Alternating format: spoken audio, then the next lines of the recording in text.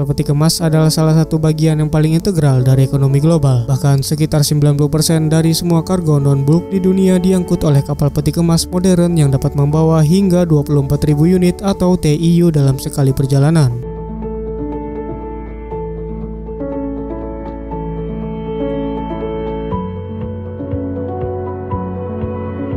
Sebagian besar dari hampir 10.000 kapal kontainer yang digunakan saat ini didasarkan pada desain yang pertama kali diperkenalkan pada tahun 1956.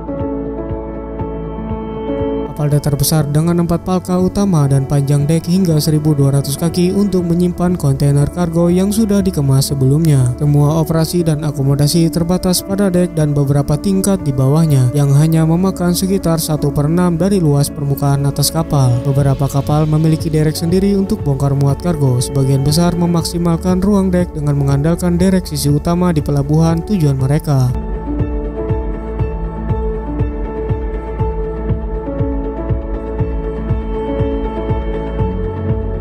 Lebih mengesankan daripada ukuran kapal-kapal ini adalah fakta bahwa kapal ini sering dioperasikan oleh kru kapal yang hanya terdiri dari 20 hingga 25 orang saja.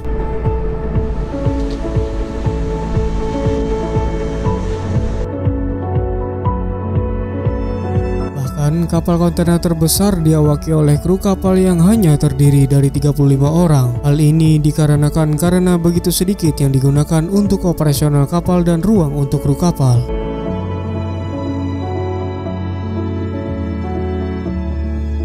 Jam kerja untuk kru biasanya mencakup 2 shift kerja selama 24 jam.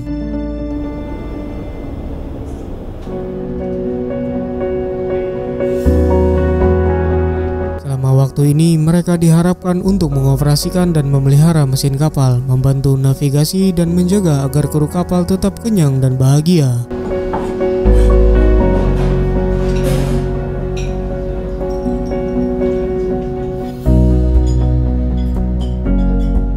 Tentu saja jadwal yang padat di atas kapal kontainer bisa membuat kru kapal menjadi stres.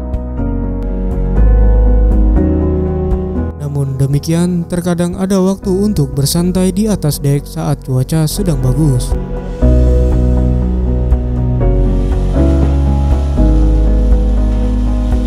Saat ini standar perekrutan untuk pelayaran kapal kontainer sangat tinggi. Begitu juga dengan bayarannya. Bahkan hampir setiap orang di kapal menghasilkan gaji 6 digit dengan liburan sekitar setengah tahun. Sayangnya dengan waktu yang singkat, sebagian besar kru kapal tidak memiliki kesempatan untuk menginjakan kaki di tempat-tempat di mana kapal berlabuh.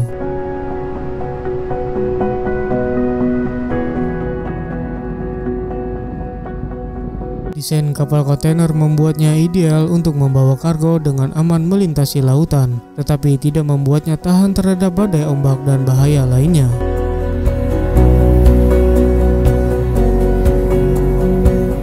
Kontainer yang ditumpuk dengan rapi tidak begitu saja diletakkan di atas dek agar tidak beresiko hilang di laut. Untuk mengatasi masalah ini, kontainer paling bawah diamankan pada dek menggunakan kunci putar. Kemudian saat kontainer ditumpuk di atas, kunci putar mengamankan semuanya.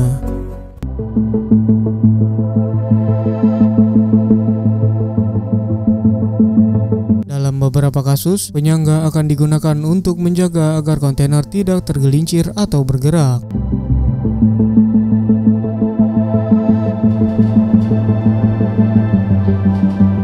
Terlepas dari tindakan pencegahan ini, kapal kontainer menghadapi banyak tantangan. Kapal kontainer bisa saja menghantam ombak laut yang ganas dan cuaca buruk. Perlu diketahui kontainer ini berbobot ribuan ton.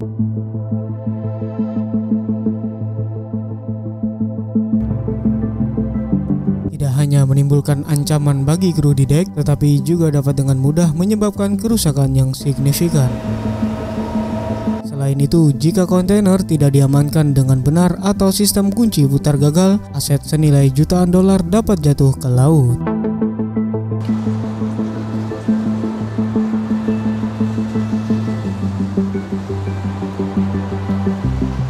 Ada juga kemungkinan lebih besar terjadinya kebakaran di atas kapal kontainer karena beragam muatan yang sering mereka bawa, seperti batu bara, kapas, dan makanan, yang dapat dengan cepat memanas selama pelayaran sehingga menimbulkan kobaran api yang besar dan sulit dipadamkan. Karena ukurannya yang besar dan berat, docking massal atau pergeseran kontainer bisa menjadi proses yang cukup sulit.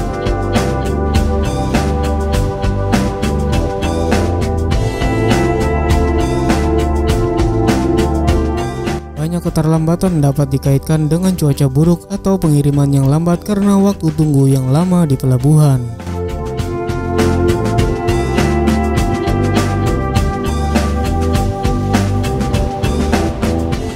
Kapal mendekati dermaga, petugas pelabuhan setempat akan datang menyambut mereka dengan kapal yang lebih kecil.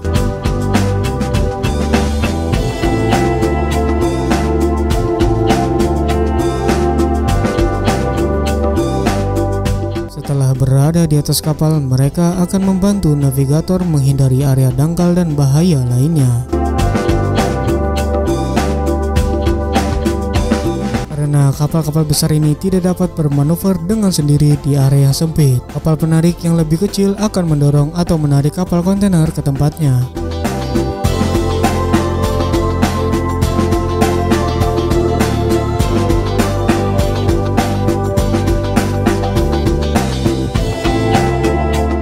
Setelah berada di posisinya, tali penahan akan dipasang untuk mengamankan kapal ke dermaga seperti yang dilakukan pada kapal lainnya.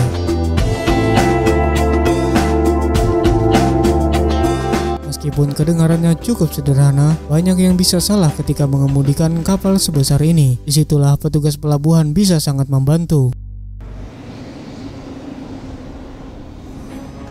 Mereka sangat mengenal pelabuhan dan daerah sekitarnya, serta dapat memandu kapten kapal kontainer di sekitar terumbu karang dan hambatan dengan sangat tepat.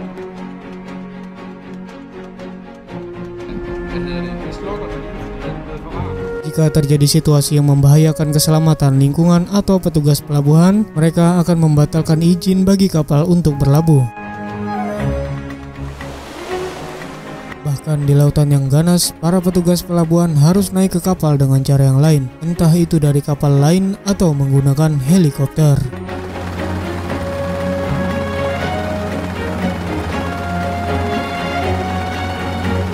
Di wilayah Arktik, kapal akan dipandu oleh seorang kapten yang dapat mengarahkan mereka di sekitar lapisan es dan bahaya lainnya.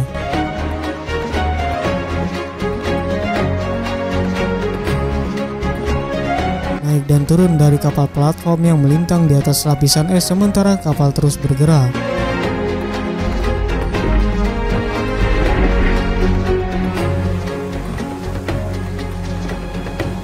Mereka biasanya menggunakan kapal khusus yang disebut icebreakers yang dapat berlayar melalui lapisan es tebal untuk membersihkan jalur untuk kapal.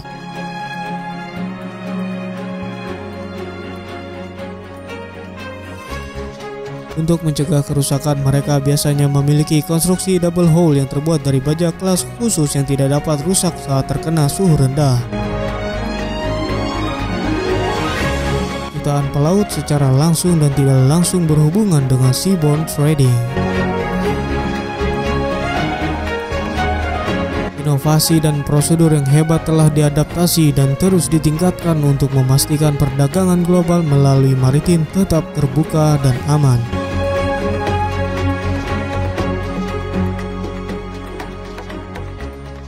Dan inilah akhir dari video ini. Tunggu kami di episode berikutnya.